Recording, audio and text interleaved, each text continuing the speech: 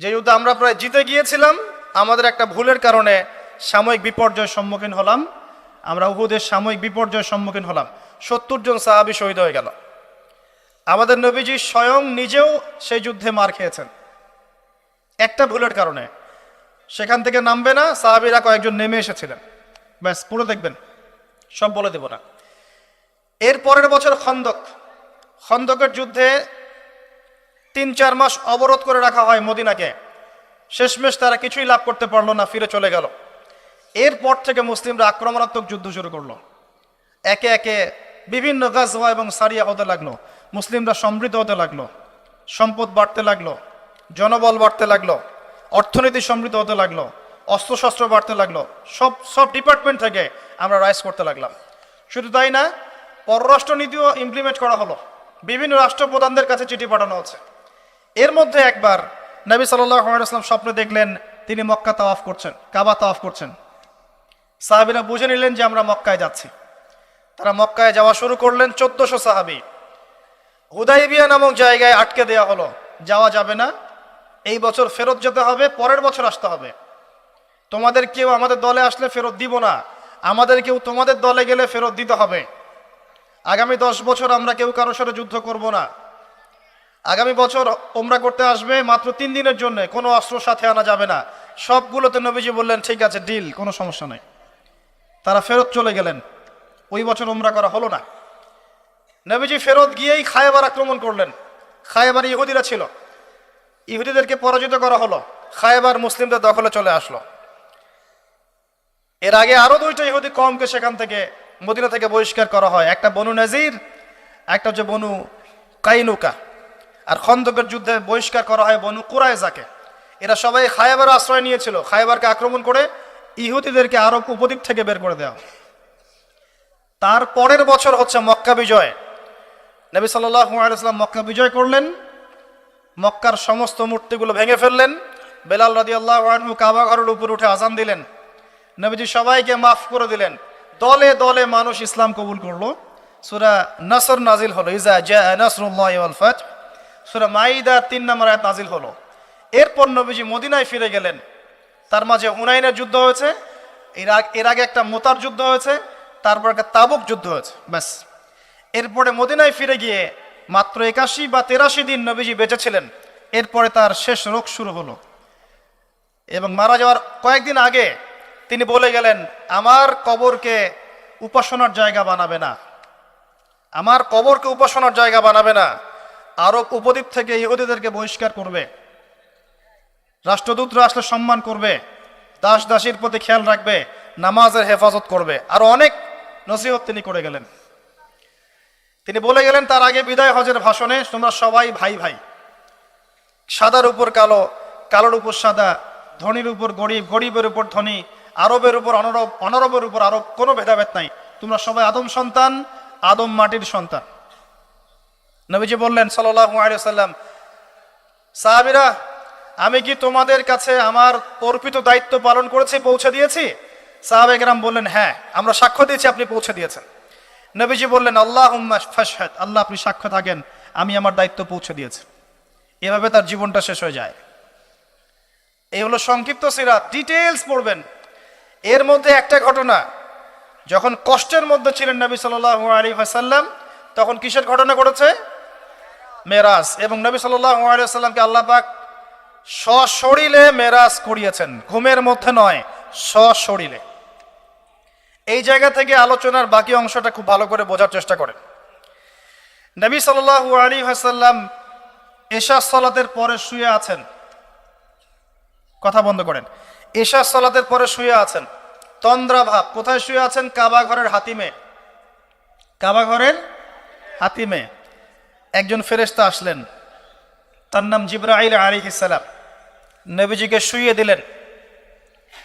নবীজিকে শুইয়ে দিয়ে এই যে বুক, গলার নিচ থেকে এই নাভি পর্যন্ত চিরে ফেললেন। কলিজা এটা বের করা হলো, একটা পাত্র আনা হলো।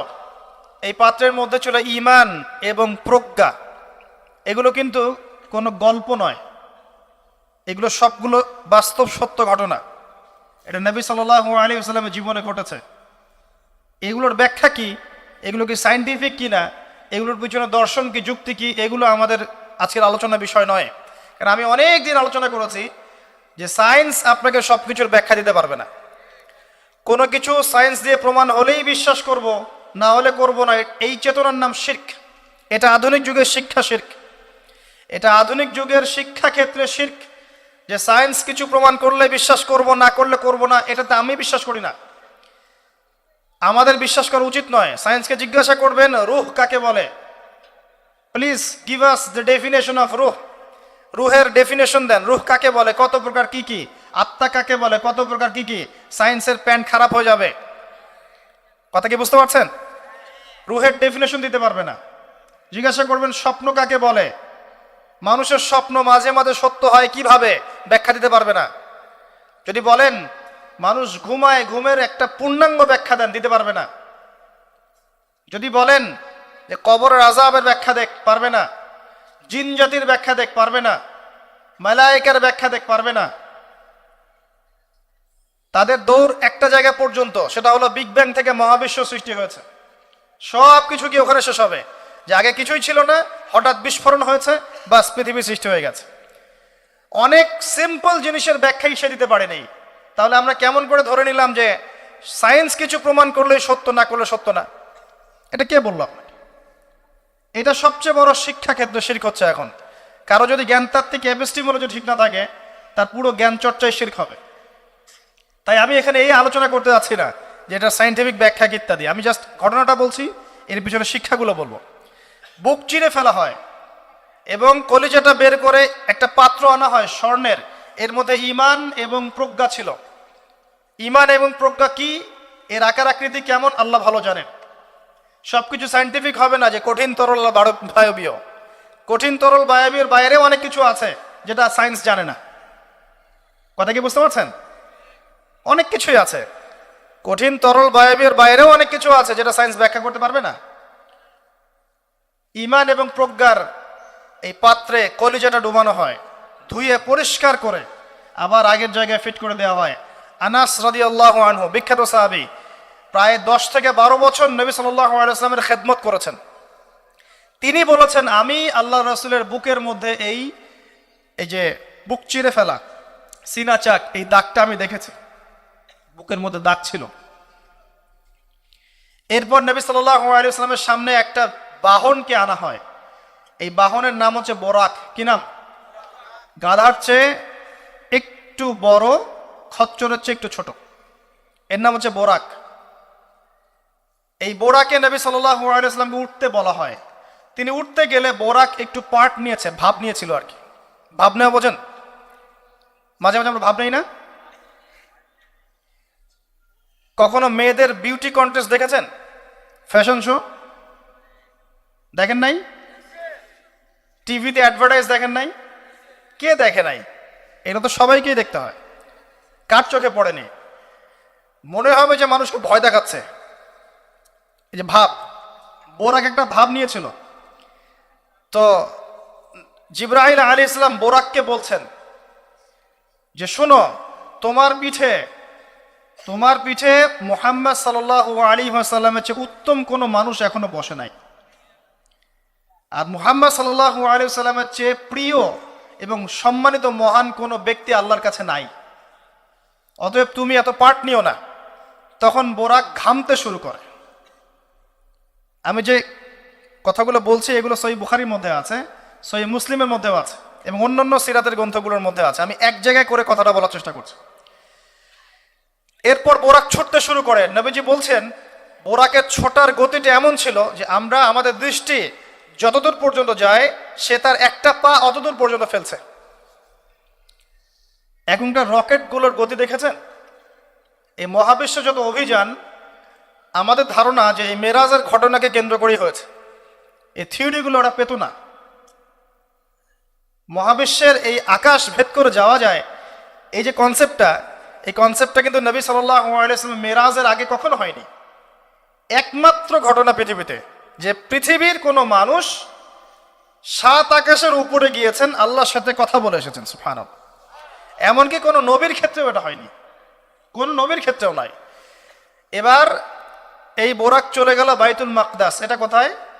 বাইতুল মাকদিস, বাইতুল মাকদাস না, বাইতুল মাকদিস। বিভিন্ন মানুষ বিভিন্ন উচ্চারণ করে। এটা হচ্ছে প্যালেস্টাইন। কোথায়? নাম শোনেন নাই? আর প্যালেস্টাইন নিয়ে তো যথেষ্ট বলেছি এই বয়সে, আলহামদুলিল্লাহ। তবে মূল বিষয়টা এখনো বলা হয়নি, সেটা ইনশাল্লাহ আস্তে আস্তে আসবে। এতটুকু শোনেন, প্যালেস্টাইন হচ্ছে শেষ জামানার সবচেয়ে ইম্পর্টেন্ট জায়গা।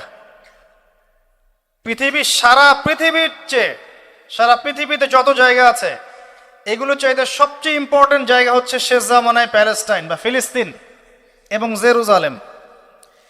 সারা পৃথিবীর সমস্ত কর্মকাণ্ড আখিরুজ্জামানে এই জেরুজালেমকে কেন্দ্র করে হবে। এই কারণেই জিউসরা সেখানে ঘাঁটি গেড়েছে।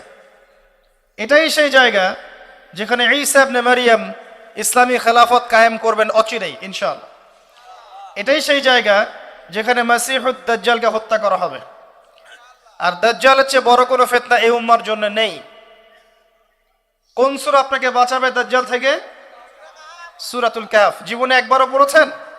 হাত উঁচু করেন। অর্থসহ পড়েছেন? আলহামদুলিল্লাহ। 10টা আয়াত, প্রথম 10, শেষের 10 মুখস্থ করতে হবে। আল্লাহ পাক তৌফিক এনায়েত করুন। তিনি গেলেন বাইতুল মাকদিস। সেখানে গিয়ে দেখলেন মসজিদের মধ্যে একজন ব্যক্তি সালাত আদায় করছেন। দেহের গড়নটা একটু লম্বা এবং চুলগুলো কোকড়ানো, কানের লতি পর্যন্ত, রুগ্ন একটু। তাকে বলা হচ্ছে ইনি হচ্ছেন মুসা আলাইহিস সালাম, সালাত পড়ছেন। এখন কিভাবে সালাত পড়ছেন, জীবিত না মৃত নাকি বারজাখে, আমরা ব্যাখ্যা করতে পারবো না। যা তিনি দেখেছেন তাই বলেছেন, আমরা বিশ্বাস করেছি। সামি'না ওয়া আতা'না। যেমনটা আবু বকর সিদ্দিককে বলা হয়েছে রাদিয়াল্লাহু আনহু, আপনি কি মেরাজের ঘটনা বিশ্বাস করেন? আপনি কি মেরাজের ঘটনা বিশ্বাস করেন? আল্লাহ রাসূল সাল্লাল্লাহু আলাইহি ওয়াসাল্লাম এক রাতের মধ্যে বাইতুল মাকদিস গিয়েছেন, সেখান থেকে আরশে আজিম, আবার ফিরে এসেছেন, ওযুর পানি গড়িয়ে পড়ছে। আবু বকর সিদ্দিক তিনি বলছেন, এর চাইতেও বড় কথা তো আমি বিশ্বাস করি, সেটা হলো আসমান থেকে কোরআন তার উপর নাজিল হচ্ছে প্রতিনিয়তই। যে আল্লাহ তার উপর কোরআন নাজিল করতে পারেন, তাকে আসমানে নিয়েও যেতে পারেন। এটা অবিশ্বাস করার কি আছে? এরপর থেকে তার নাম হয় কি? সিদ্দিক। তো আমরা ওই দিকে যাওয়ার চেষ্টা করি। নবীজি বলেছেন, ব্যাস সত্য। এবং এখানে ঢোকার আগে একটা পাথরের মধ্যে এই বোরাকটাকে বেঁধে রাখা হয়। আরেকজন ব্যক্তিকে দেখেছেন যার গড়ন ফর্সা এবং লালচে, এই দুইটা কালারকে মিক্স করলে যেমন গায়ের রং হবে এমন, এবং চুলগুলো হচ্ছে অনেক সোজা, সিল্কি। সিল্কি শব্দটা আমি বুঝলাম, চুলগুলো অনেক সোজা, এটা আমার কথা। স্বচ্ছ ঝকঝকে চুল। তো গায়ের গড়নটা খুব বেশি লম্বাও না, খুব বেশি খাটোও না। নবীজিকে বলা হচ্ছে ইনি হচ্ছেন ঈসা ইবনে মারিয়াম। নবী সাল্লাল্লাহু আলাইহি ওয়াসাল্লাম আরেকজনকে দেখলেন যার গড়নটা হুবাহু নবী সাল্লাল্লাহু আলাইহি ওয়াসাল্লামের মতোই। এবার তাকে বলা হলো ইনি হচ্ছেন আদি পিতা ইব্রাহিম আলাইহিস সালাম।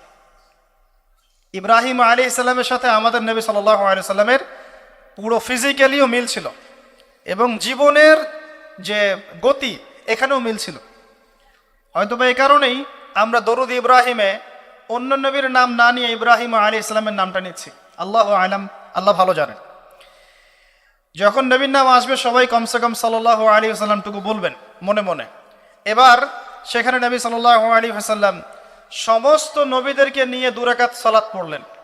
তিনি ইমামতি করলেন। নবীদের ইমাম হচ্ছেন আমাদের নবী মুহাম্মদুর রাসূলুল্লাহ সাল্লাল্লাহু আলাইহি ওয়াসাল্লাম। আল্লাহ পাক আমাদের সবাইকে তার সুন্নাহগুলো আমল করার তৌফিক দান করুন। আমাদের প্রতিটা কাজ যেন তার সুন্নাহ মতো হয়, আল্লাহ পাক সে তৌফিক এনায়েত করুন। এরপর নবী সাল্লাল্লাহু আলাইহি ওয়াসাল্লামকে নিয়ে যাওয়া হচ্ছে আকাশে।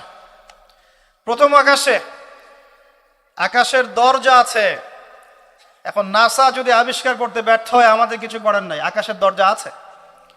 ওরা যদি বলে জান্নাত জাহান্নামের ব্যাখ্যা কি, জান্নাত জাহান্নাম তো সায়েন্স প্রমাণ করতে পারছে না, তাহলে এগুলোর কি ব্যাখ্যা? আমরা বলবো এটা সায়েন্সের ব্যর্থতা, জান্নাত জাহান্নামের অস্তিত্বের ব্যর্থতা নয়, এটা সায়েন্সের ব্যর্থতা। আছে, খুঁজতে থাকেন, একদিন পাবেন ইনশাআল্লাহ। তবে পাওয়ার আগে যে কিয়ামত হয়ে যাবে এটা নিশ্চিত। পাওয়ার আগে কিয়ামতই হয়ে যাবে। আমরা কারেন্ট অ্যাফেয়ার্সে দেখেছিলাম কয়েকদিন আগে একটা গ্রহের সন্ধান পাওয়া গেছে। এই গ্রহটা ডায়মন্ড দিয়ে তৈরি, হীরার। এখন বিশ্ববাসী বিশ্বাস করছে হ্যাঁ হীরার গ্রহ আছে। কথা বুঝতে পারছেন? আল্লাহ পাক কোরআনে বলেছেন জান্নাতের মাটি হবে সোনার, আছে না, সোনার, মতির, জহরতের। তো যদি কখনো দেখবেন সায়েন্স বলে যে হ্যাঁ এমন একটা গ্রহ পাওয়া গেছে পৃথিবী থেকে কয়েক কোটি আলোকবর্ষ দূরে, গ্রহের নাম হচ্ছে JNAXYZ.000 অমুক, এদের নামগুলো এমন ভয়ঙ্কর হয় আর কি, তখন দেখবেন বিশ্বের মানুষ বিশ্বাস করছে। করবে না বিশ্বাস? নিশ্চিত বিশ্বাস করবে। আমাদের পুরো চিন্তাটাই এখন এমন, সায়েন্স বললে হ্যাঁ আমি হ্যাঁ, ও যদি বলে না আমি না। 20 সেকেন্ড হাত দাও, 20 সেকেন্ডই। মাস্ক না বললে যাবে না, ভাইরাস যাবেই না, পড়তেই হবে। 3 ফিট দূরে দাঁড়াও, 4 ফিট দূরে দাঁড়াও, ও যা বলবে তাই। এটা শিরক। মসজিদের মধ্যে আমরা বানরের মতো নামাজ পড়ছি, জাস্ট লাইক ডঙ্কিস, 4 ফিট দূরে দূরে এক একজন। সুবহানাল্লাহ, মাঝখানে কি শয়তানের জন্য? বাকি সবখানে এক জায়গায় একত্রিত হওয়া যাচ্ছে। মসজিদে গেলে 1000টা রেস্ট্রিকশন, কি সমস্যা? সমস্যা কোথায়? চেহারা ঢেকে নামাজ হয় মসজিদে? বড় বড় ওলামায়ে কেরামদের কাছে ফতোয়া নেন। একটা বিশ্বাস, একটা ভয়, একটা আতঙ্ক। আর কিছু কিছু মিডিয়ার কাজ হচ্ছে মানুষকে আতঙ্কিত করা।